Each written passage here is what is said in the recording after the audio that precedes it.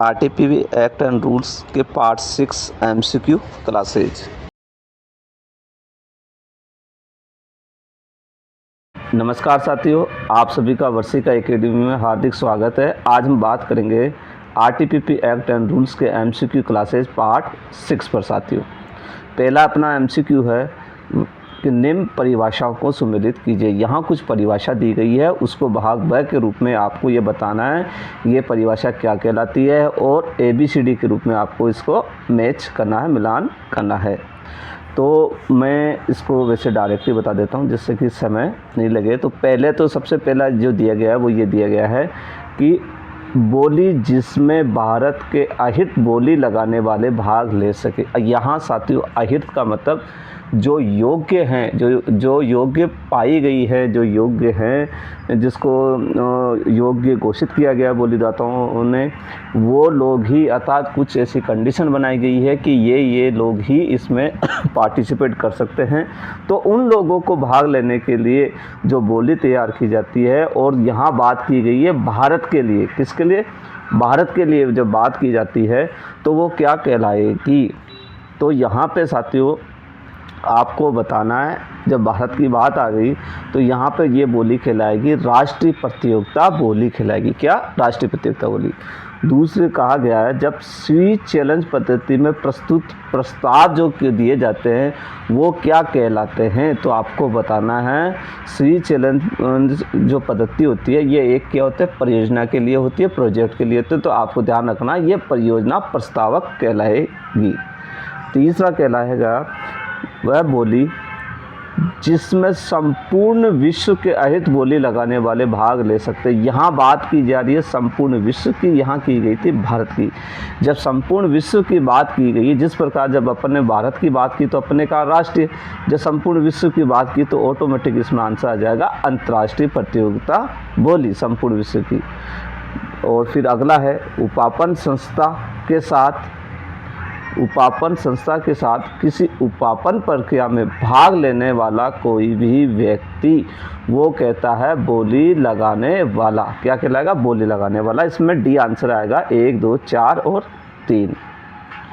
अगला है साथियों SLEC से आप क्या समझते हैं। यहाँ मैंने कुछ एग्जाम्पल के तौर पे लिए। यहाँ जो अगर के एग्ज़ाम के अंदर पूछा जा सकता है तो वो कुछ भी घुमा करके कुछ भी दे सकता है, लेकिन अपने को मेन आंसर जो है वो ध्यान रखना है।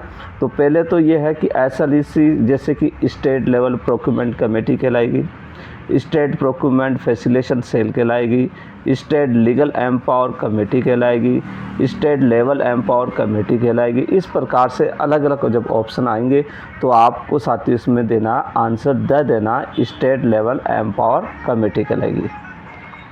अगला है तो राजस्थान लोक उपापन में पारदर्शिता नियम 2013 के अनुसार नियम 79(1) में प्रशासनिक विभाग को परियोजना प्रस्तावक द्वारा सत्यनिष्ठा और सद्भाव के प्रतीक के रूप में दी गई प्रतिभूति अग्रिम प्रतिभूति कहलाएगी। यह परिभाषा दी गई है। तो यहाँ बात इतना ही है। इसी एमसीक्यू में 3 एमसीक्यू हैं, वैसे मैंने पृथक बना रखे हैं। कि सबसे पहले तो ये जो पूछ रहा है ये कह रहा है कि अग्रिम प्रतिभूति की जो परिभाषा होती है वो आरटीपीवी में जो नियम 79(1) है उसके तहत कहाँ दी गई है। पहली चीज़ तो इसकी पूछ रहा है, अग्रिम प्रतिभूति की परिभाषा पूछ रहा है पहली चीज़ तो।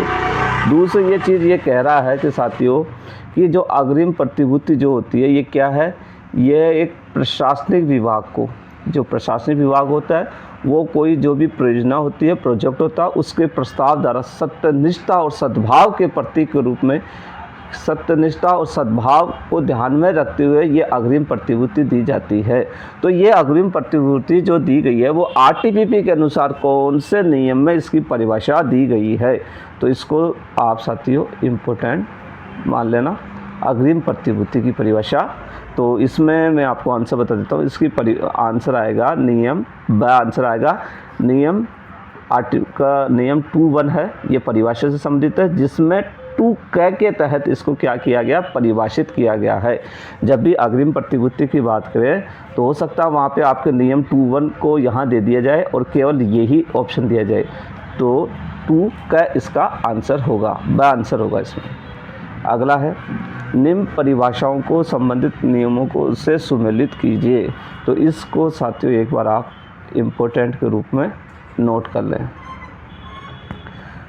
पहली परिभाषा दी गई है राष्ट्रीय प्रतियोगिता बोली, दूसरा परियोजना प्रस्ताव, तीसरा अंतर्राष्ट्रीय प्रतियोगिता बोली, चौथा अग्रिम प्रतिभूति।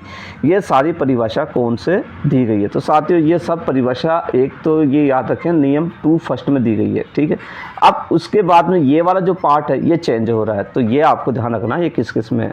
तो इसमें जो राष्ट्रीय प्रतियोगिता बोली है वो दी गई है साथियों नियम 215 में दी गई है। किस में? नियम 215 में। अब परियोजना प्रस्ताव जो दिया गया वो नियम 215 क में दिया गया है। अब बात करते हैं अंतर्राष्ट्रीय प्रतियोगिता बोली, वो नियम 4 में दी गई है, और अग्रिम प्रतिभूति जो दी गई है नियम 212 क में दी गई है। तो इसमें डी आंसर आएगा साथियों, ठीक है।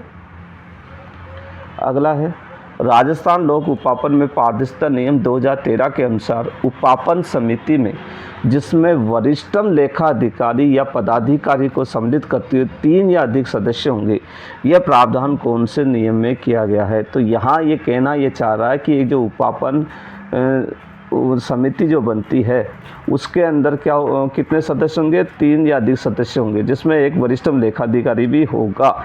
ये परिभाषा जो दी गई, ये प्रावधान जो किए गए हैं वो कहाँ किए गए हैं? नियम 3(1) में, नियम 3(3) में, नियम 3(2) में, नियम 2(1) में।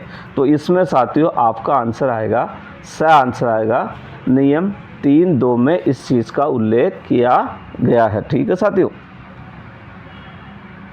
अगला है राजस्थान लोक उपापन में पारदर्शिता नियम 2013 के अनुसार उपापन को ट्रैक करने के लिए, अर्थात जो उपापन प्रक्रिया चल रही है उसको ध्यान रखने के लिए, उसको ट्रैकिंग करने के लिए PMIS इट मीन्स क्या होता है, इसका भी MCQ वैसे बना रखा है। PMIS की फुल फॉर्म क्या होती है?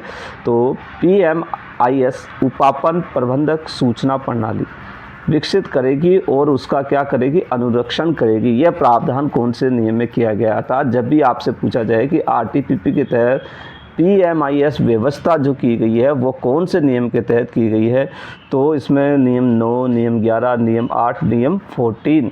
तो इसमें आपको आंसर देना है साथियों, आंसर देना नियम 9 के तहत ये व्यवस्था की गई है। अगला है राजस्थान सरकार द्वारा राजस्थान लोक उपापन में पारदर्शिता अधिनियम 2012 की कौन सी धारा के तहत राजस्थान लोक उपापन में पारदर्शिता नियम 2013 बनाए गए? ये भी साथियों आप एक इम्पोर्टेंट मान सकते हैं। ये कह रहा है कि जो RTPP रूल्स 2013 जो बनाए गए हैं वो कौन से धारा के तहत बनाए गए हैं? तो इसमें से आपको आंसर जो देना है वो आंसर आएगा धारा 55 के तहत बनाए गए हैं। अगला है साथियों राजस्थान लोक उपापन में पारदर्शिता नियम 2013 के अनुसार उपापन संस्था विषय वस्तु विशेषज्ञ के रूप में एक परामर्शी को भी उपापन समिति में शामिल कर सकती है। यहाँ साथियों अभी एक MCQ आता है जिसमें अपने बात की थी उपापन समिति होती है, ठीक है, उसके अंदर एक वरिष्ठ लेखा अधिकारी 3 सदस्य होंगे। उसी के अनुरूप ये भी कहा गया है कि उपापन समिति में क्या होगा? संबंधित जो विषय वस्तु है उसको विशेषज्ञ के रूप में एक परामर्शी को भी ले सकते हैं। जैसे कि मान लो फर्नीचर का टेंडर है तो अपन को उद्योग विभाग के किसी प्रतिनिधि को लेना है, कंप्यूटर का टेंडर है तो अपना IT के जो सेल होती है वहाँ से एक प्रतिनिधि को लेना है। तो इस प्रकार से कोई कपड़े का ले रहे हो तो भीलवाड़ा के अंदर काफ़ी टेक्सटाइल होती है, वहाँ के एक प्रतिनिधि को लेना पड़ेगा। तो इस प्रकार से जब आप टेंडर कर रहे हैं तो वो उसका विषय वस्तु को ऐसा है कि बिना विशेषज्ञ अपने को ये नहीं पता कि वो सक्सेस कैसे होगा। मान लो कपड़े का कर रहे हो तो कपड़े की कितनी मोटाई होगी, कितना होगा, क्या होगा, कोई पता नहीं। इसी प्रकार लकड़ी का टेंडर कर रहे हो तो लकड़ी की कितनी थिकनेस होगी, क्या होगा, ये अपने को नहीं पता। तो फिर इसमें क्या विशेषज्ञ को लेना पड़ता है। तो इस प्रकार जहाँ पे विशेषज्ञ को लेने की आवश्यकता हो तो यही बात कर रहा है कि जब किसी टेंडर में विशेषज्ञ को लेना का प्रावधान किया गया है तो वो ये प्रावधान कौन से नियम में किया गया है? तो इसमें साथियों आपको आंसर देना नियम 3(2) में ही ये प्रावधान किया गया है। अगला राजस्थान लोक उपापन में पारदर्शिता नियम 27 के अनुसार 30 वर्ष प्रणाली के तहत कार्य करने की अधिकतम अवधि कितनी होगी? आरटीपी के तहत जो नियम 27 दिया गया उसमें ये कहा गया है कि पीस वर्क प्रणाली और वर्क प्रणाली 2 दी गई है। तो यहाँ अपन पीस वर्क प्रणाली की बात कर रहे हैं।